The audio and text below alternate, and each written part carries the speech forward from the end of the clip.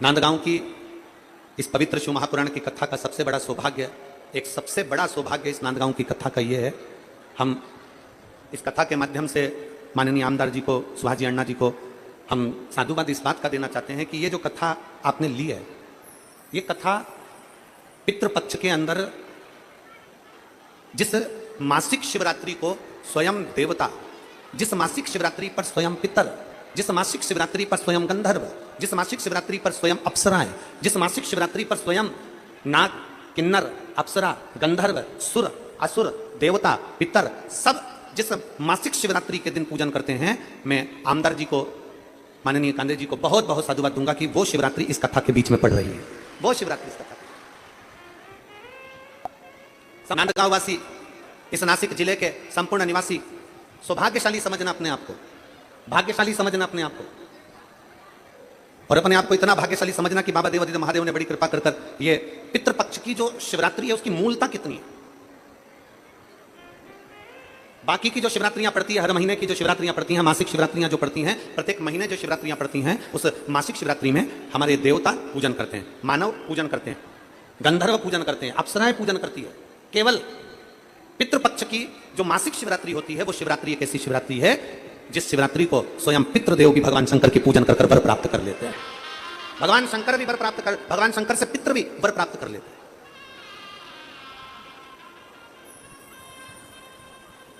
तो नांदगांव वाले जितने भी बैठे हैं, हम तो कहेंगे घर जाकर थोड़ी सी नजर उतरवा लेना तुम्हारी हो, तुम्हारे भाग्य बड़े प्रबल हैं जो शिव महापुराण की कथा इस मासिक शिवरात्रि के अंतर्गत प्राप्त हो। और जितने आसपास के क्षेत्र के लोग इस कथा को श्रवण करने के लिए आ रहे हैं, वो भी बड़े भाव से आनंद।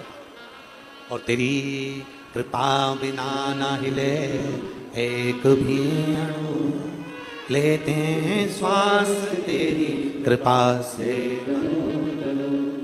बखान क्या करूं मैं राखों के ढेर का, चपटी भभूत में खजाना कुबेर। मैसेज कर उन्होंने पूछा कि गुरुजी से पूछना कि पितृपक्ष में हम हमारे पितरों को गया जी छोड़कर आ गए, पितृपक्ष में हम हमारे पितरों को गया जी में छोड़ आए, हम ब्रह्म कपाली बद्रीनारायण कर आ गए, हम प्रयागराज छोड़ आए, हरिद्वार छोड़ आए, तो क्या हमें अपने पितरों के लिए पितृपक्ष में कुछ ना कुछ करना चाहिए, कुछ ना कुछ करना चाहिए। शिव महापुराण के माध्यम से हम वर्णन करेंगे, चाहे तुम गया जी छोड़ आओ, चाहे तुम ब्रह्म कपाली कर आओ, चाहे तुम हरिद्वार छोड़ आओ अपने पितरों को, अपने पूर्वजों को, चाहे तुम प्रयागराज छोड़ आओ, चाहे तुम त्र्यंबकेश्वर छोड़ आओ, गोमती, गोदावरी, क्षिप्रा, तुम्हारी मर्जी पड़े जहां छोड़ आओ, पर शिव महापुराण की कथा कहती है कि पितृपक्ष में जब भी 16 दिन आते हैं, उन 16 दिन में कुछ ना बने तो बन सके तो एक लोटा जल देवादिदेव महादेव को चढ़ाइए, जिससे अपने पूर्वजों को भी उसका भाग प्राप्त हो। पितृपक्ष में बन सके किसी भूखे को भोजन पर कराने का प्रयास करिए, पितृपक्ष में बन सके किसी प्यासे को पानी पिलाने का प्रयास करिए।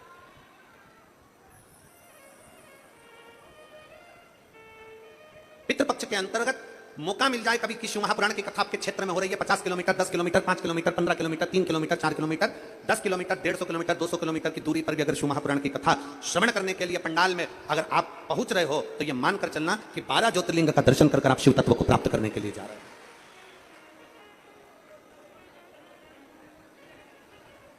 कितना कितना भूलवश भी, अनायास, एक क्षण भी, एक पल भी, एक घड़ी भी अगर आपको शंकर की मिल रही है तो बहुत बहुत।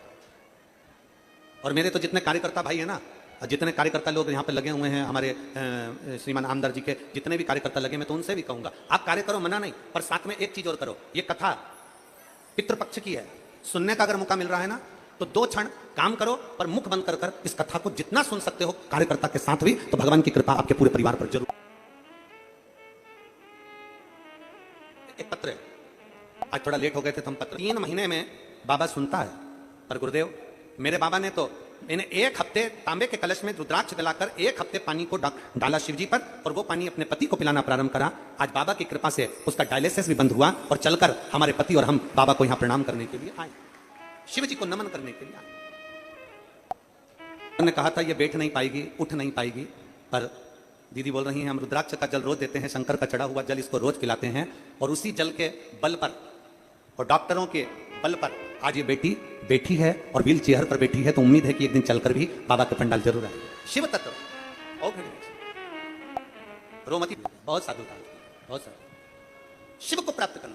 ब्रह्मा जी कह रहे हैं कि मृत्यु लोक में सबका दुख है, संसार सागर में सब दुखी है, कोई तन से, कोई मन से, कोई धन से, तकलीफ सबको है। इस दुख का निवारण क्या हो सकता है? इस दुख का निवारण क्या होगा? तब भगवान नारायण ने कहा, एक निवारण मैंने देखा है शिव का। सुनो ब्रह्मदेव, आपने और हमने दोनों ने मिलकर जो पर्वत का घर्षण किया और उस पर्वत का घर्षण कर कर एक लिंग की आकृति आप और हमने जो प्रकट करी है, उस शिवलिंग की आराधना जीव के दुख को समाप्त कर सकती। शिवलिंग की आराधना। और जिसने पूछा और दिल से पूछोगे तो दिल से मिलेगा। आवड़ तुला बेलाची हे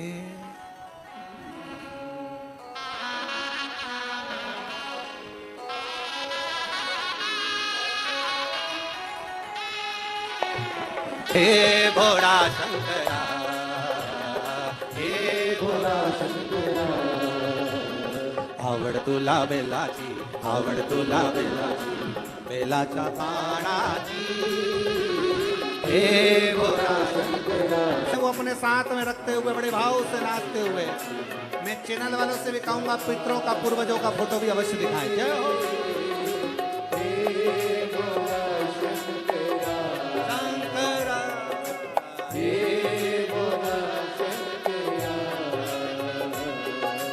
आवड़ तुला बेलाची, आवड़ तुला बेलाची, बेलाचा पाणाची, हे भोला शंकरा, हे भोला शंकरा, हे भोला शंकरा।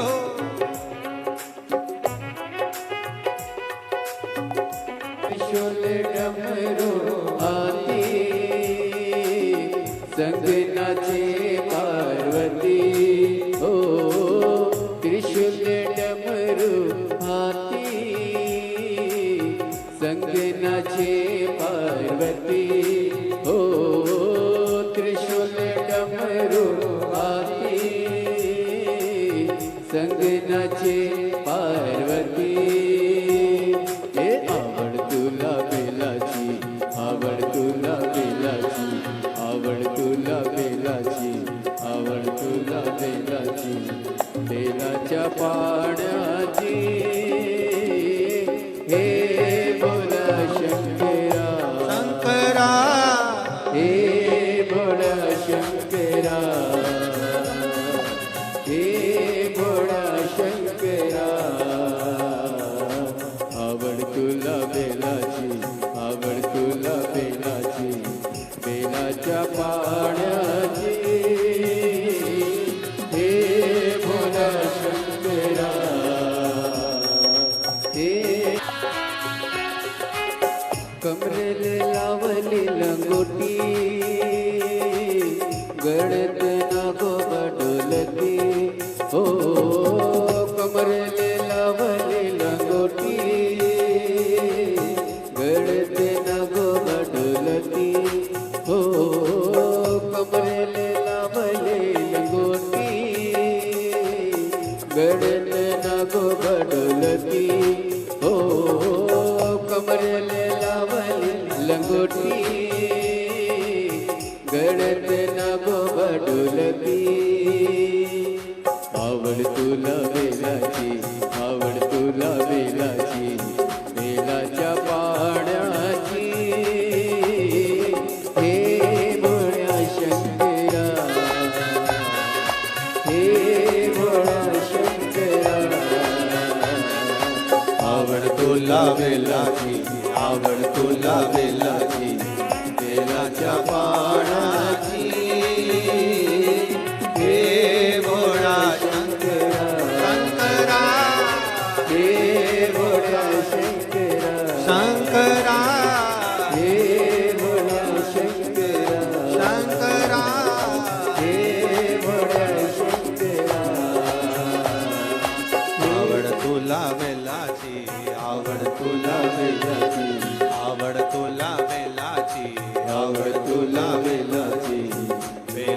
पाणाजी हे भोला शंकर। पितृपक्ष है, बड़े आनंद के साथ आप और हम सब मिलकर बाबा से अपने दिल की बात कहें। आपकी आवाज हमारे तक पहुंचे, दिल से आप और हमको श्री शिवाय नमस्तुभ्यम का स्मरण करें। जिसको जहां जगह मिल जाए वहां बैठे और भाव से बाबा से प्रार्थना करें। बार बार ये योग नहीं लगता, मौका मिला है कथा में बाबा को प्रार्थना करने का, दिल से करें। सभी पंडाल के जितने भक्त बैठे हैं भाव से बाबा से निवेदन करें।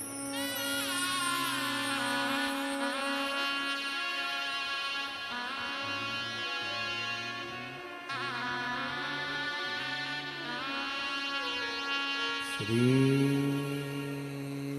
शिवाय नमस्तु। श्री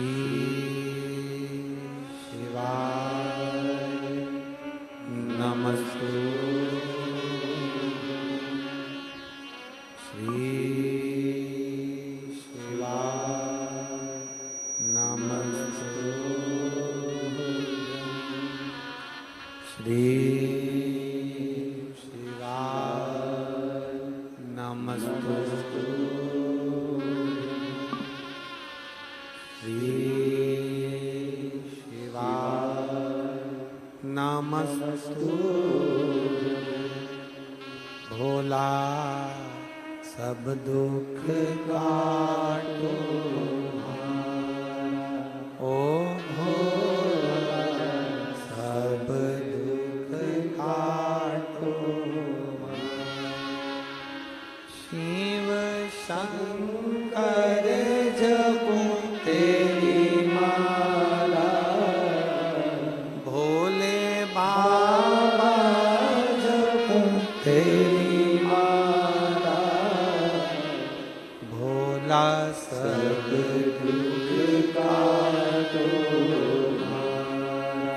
ओ भोला सब दुख काटो। वेश है मंगलकारी,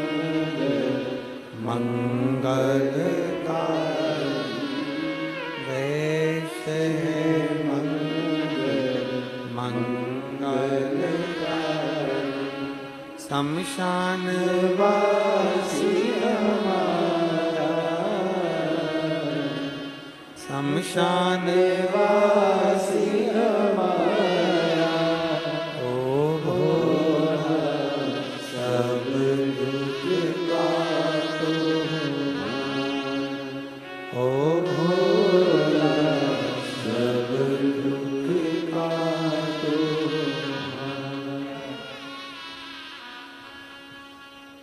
भगवान देवाधिदेव महादेव, भगवान शिव, ओगड़दानी, त्रिकालदर्शी, कैलाशी, अविनाशी,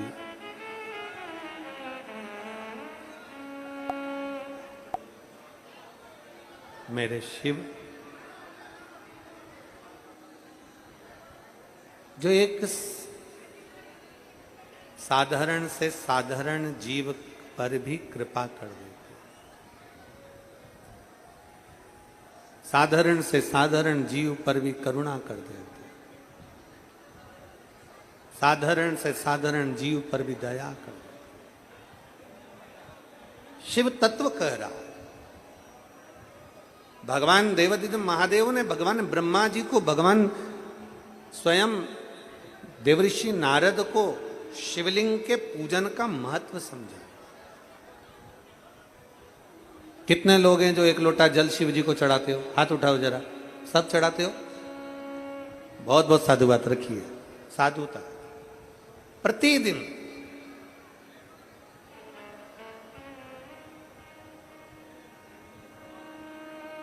हमने पहले भी कथा में कहा, थोड़ी मेहनत हाथ की, बाकी कृपा भोले नाथ। आप अपनी मेहनत में तल्लीन रहो और बाबा देवाधिदेव महादेव पर छोड़ दो।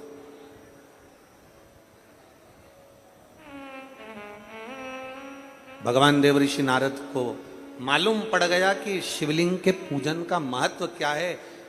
भगवान ब्रह्मा जी को मालूम पड़ गया शिवलिंग के पूजन का महत्व क्या है, तो ब्रह्मा और नारद दोनों वहां से चल दिए और शिवलिंग के पूजन का एक आनंद पाकर चले।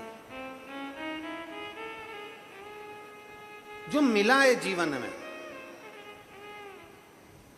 उसको अच्छा करने का प्रयास करें। माली और पुजारी इन दोनों का एक जैसा काम है। माली और पुजारी का एक जैसा काम है। माली पौधा लगाता है, माली पौधे में जल डालता है, माली पौधे को संभालता है, माली पौधे को समय समय पर जल देता है, समय समय पर खाद देता है, समय समय पर उसको कुछ ना कुछ प्रदान करता रहता है। तो माली पौधे को संभाल लेता है। तो जिस बगीचे का माली है उस बगीचे का सेठ माली को तनख्वाह देता है।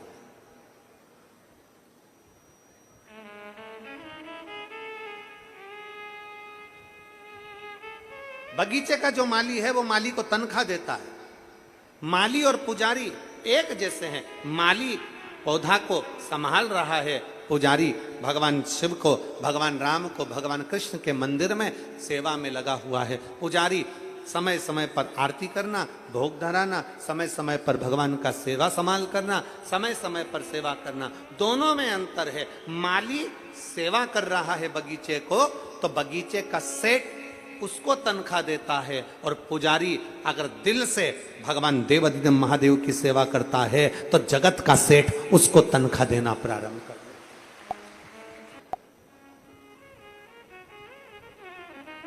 एक बार कोई ऐसी कृपा कर दो कि अब मैं अमर तत्व धारण कर लूं, अब मेरे प्राण ना छूटे, अब मेरे प्राण।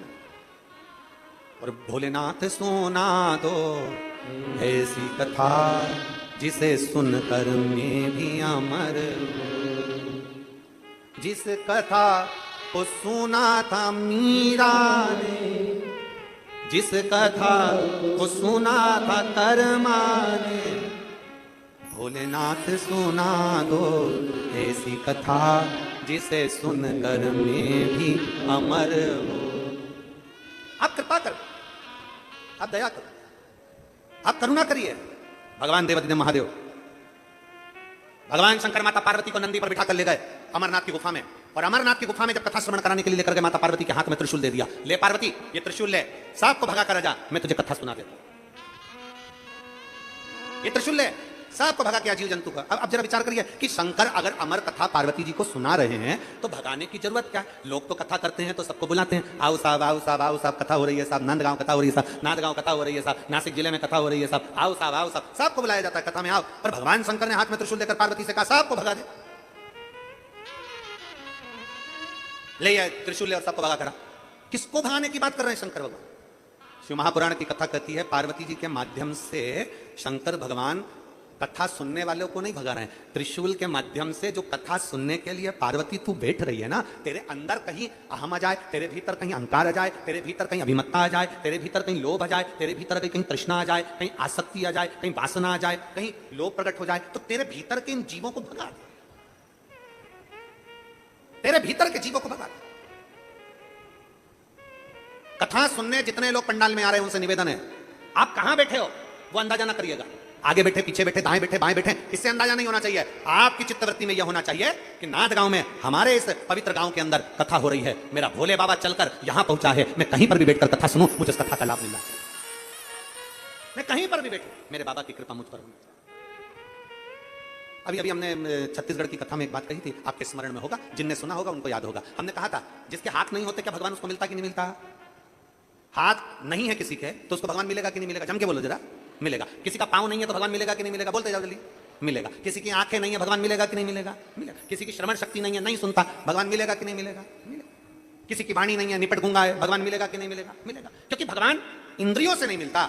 शिव महापुराण की कथा में हमने छत्तीसगढ़ में कहा था भगवान इंद्रियों के बल पर नहीं मिलता, भगवान को केवल एक इंद्री के बल पर मिलता है, वो तुम्हारा दिल है, तुम्हारा मन है, तुम्हारा हृदय है, जिसके बल पर परमात्मा प्राप्त है। निर्मल मन सो मोहि पावा, मोहि छल छिद्र कपट ना। भगवान ने जीवों को बता, जीवों को बता।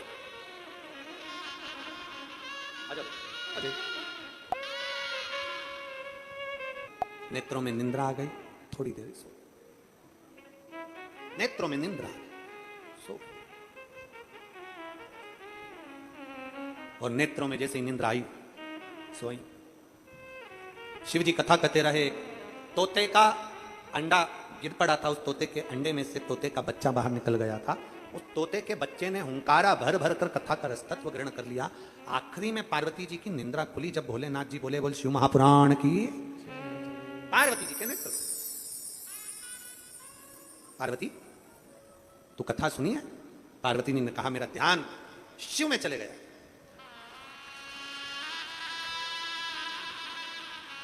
मेरा ध्यान भगवान शंकर में चले गया, देवादिदेव महादेव में मेरा ध्यान चले गया। नास चित्त हट गया, मन हटा, नास। ठीक पार्वती, तूने हुंकारा नहीं भरा तो भरा किसने? तो तोते का बच्चे पर ध्यान गया, तोते के बच्चे को भागा तोते का बच्चा। व्यास जी महाराज के आश्रम में गया, जहां पर उनकी धर्मपत्नी के मुख में बकासी आई। जैसे ही उन्होंने मुख फाड़ा, जमाई आई, वैसे ही वो तोते का बच्चा मुख में। समय जब आया तो व्यास जी की धर्मपत्नी के गर्भ से वो तोते का बच्चा जो प्रकट हुआ, उसी का नाम शुकदेव हुआ। तोते के बच्चे को कहते हैं शुक। व्यास जी की पत्नी के गर्भ से जन्मा, इसलिए कहलाया देव। दोनों को मिला दो तो हो गया, जम के बोलो जरा, शुकदेव। शुकदेव कारण सुखदेव जी महाराज के मन में, क्योंकि ज्ञान इतना था, भगवान शंकर के मुख से कथा श्रवण कर रखी थी, इसलिए भीतर का ज्ञान इतना प्रबल था, गर्भ का ज्ञान इतना प्रबल था कि सुखदेव जी महाराज किसी को गुरु नहीं बनाना चाहते थे। तब वेद व्यास जी ने समझाकर राजा जनक जी के भेजा और जनक जी को उन्होंने गुरु बनाया। जनक जी ने 3 बातें सुखदेव जी महाराज को समझाई। अब जरा आप समझिएगा 3 बातों को। जनक जी महाराज ने सुखदेव जी महाराज को 3 बातें समझाई थी। पहला, अपने पूर्वज, अपने पितर, अपने आहूत, अपने वासुक, अपने कुल देवता, अपने पितर देवता, अपने पूर्वजों का स्मरण रहना चाहिए। अपने पूर्वजों का स्मरण रहना चाहिए। देखिए 2 चीजें होती है, एक स्वाभिमान, एक अभिमान। 2 बातें हैं, एक स्वाभिमान, एक अभिमान। स्वाभिमान और अभिमान में क्या अंतर है? स्वाभिमान और अभिमान में सबसे बड़ा अंतर है, दोनों चीजें, स्वाभिमान और अभिमान, ये दोनों चीजें हमें समझाती है। स्वाभिमान का मतलब है कि जो भी है हम उसको अपने अंदर धारण कर लें, अपने अंदर उतार लें, वो स्वाभिमान है। और जो बाहर झलक जाए वो अभिमान है। झलके ना, अपने भीतर उतार लिया जाए वो स्वाभिमान है। अब शब्द कह दिया, कोई बात नहीं, समय आएगा जवाब मिलेगा। गाली दे दी, कोई बात नहीं, समय आएगा जवाब मिलेगा। आड़ा टेढ़ा कर दिया, कोई बात नहीं, समय आएगा देखा जाएगा। भीतर उतारना स्वाभिमान, झलक गया अभिमान। अभिमान झलकता है, अभिमान झलकना नहीं चाहिए। स्वाभिमान भीतर उतारते जाओ, उतारते जाओ।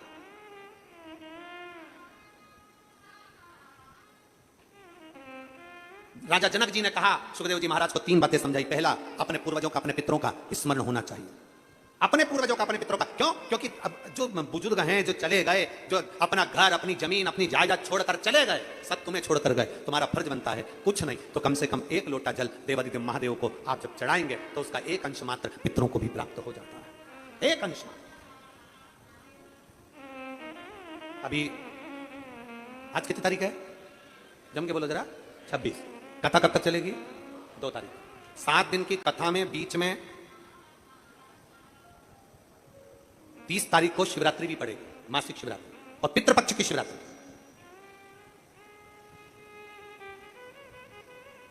दो चीजें हैं उस दिन। पितृपक्ष की शिवरात्रि 30 तारीख को पड़ेगी, उसमें बहुत सारे विधान है। आज तो कथा का पहला दिन है इसलिए हम उसको थोड़ा सा कम लिए। कल से कथा में आपको वर्णन करेंगे कि पितृपक्ष की शिवरात्रि पर शंकर को मात्र, अगर कोई 35 साल 40 साल का बेटा बेटी भी हो गए, उनकी शादी नहीं हो रही हो, तो पितृपक्ष की शिवरात्रि के दिन मात्र घृत और जल शिव को चढ़ा देना। उसका चढ़ाने का भी तरीका बस उस तरह से चढ़ा दे। 40 साल का भी हो गया ना, 35 साल का भी हो गया ना, तो विवाह जरूर होगा, ये निश्चित है, निश्चित है। 35-40 साल भी हो गए और औलाद नहीं हुई ना, आप अभी छत्तीसगढ़ की एक कथा थी, उसमें कथा में आपने देखा होगा, हमने तो उसका 10 साल बोला था, उसमें 40 साल बाद उसको बोला, 40 वर्ष के हृदय से अगर आप कहेंगे स्वीकार। एक बहन ने लिखा है,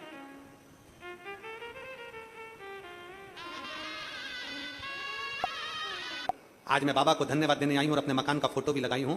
28 साल किराए के मकान में रही, ज्यादा इनकम नहीं, कमाई नहीं, तो भी मेरे भोलेनाथ से बस प्रार्थना करती थी कि अपने मकान में पहुंचूं, और बाबा ने मुझे आज खुद के मकान में, 2 मंजिल मकान में मेरे बाबा ने मुझे विराजमान कर दिया। मैं बाबा को धन्यवाद देने के लिए। गुरुदेव, पितृपक्ष की कथा और पितृपक्ष की शिवरात्रि, वर की शिवरात्रि मांगा, शिव दिया। जो मांगते हैं वो बाबा देता जरूर है, जो मांगा। लाइन अच्छी है, आप और हम गुनगुनाते हैं कि लुटा दिया भंडार काशी, ये मकान का जो मांग। विश्वास के साथ जब हम पशुपति व्रत करें, विश्वास के साथ शिव मंदिर जाएं, विश्वास के साथ शंकर की आराधना करें, विश्वास के साथ शिव महापुराण की कथा को श्रवण करें, विश्वास के साथ शंकर की शरणागति ग्रहण करें, क्या नहीं मिलेगा, क्या नहीं देगा, क्या नहीं देता, सर्वस्व सब लुटा देता है वो।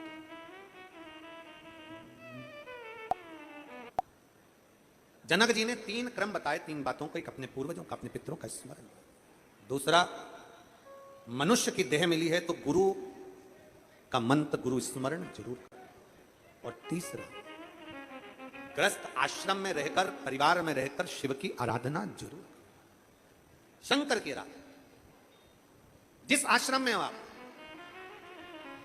वानप्रस्थ से, वन में रहने से ज्यादा प्रबल है ग्रस्त आश्रम, घर में रहकर भगवान की भक्ति करना, घर में रहकर शिव भक्ति को धारण करना, शिव भक्ति को धारण करना। आगे वर्णन आया, बिंदुक नाम के ब्राह्मण के प्राण जल में डूबने से हो गए, चंचुला देवी ने शिव कथा का स्मरण करा, भगवान देवाधिदेव महादेव ईसर जी और गोरा जी बनकर शिव महापुराण की कथा को श्रवण करने के लिए पधार रहे हैं। जोरदार ताली बजाएं, ईसर जी और गोरा जी पधार रहे हैं।